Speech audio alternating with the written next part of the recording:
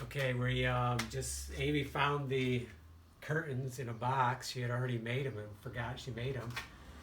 And she picked up the rods, or maybe she already had them. So we put the curtain rods on, we put another couple latches on. So overall, it's pretty secure.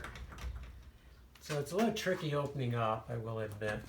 You have to turn, it'd be better once we get the old door out of the way to turn these. But actually, we don't even need, we can just open up one side. So we flip these.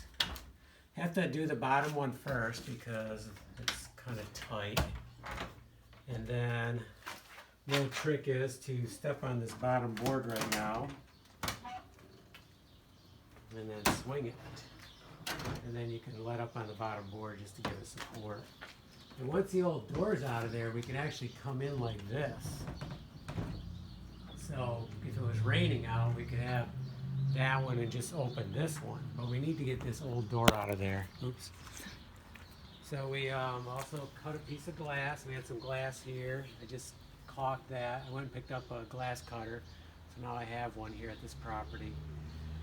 The only other thing we need to do is fill this in with wood. So I need to cut those pieces.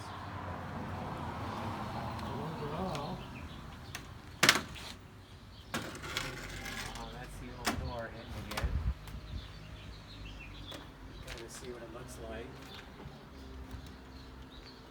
Closed.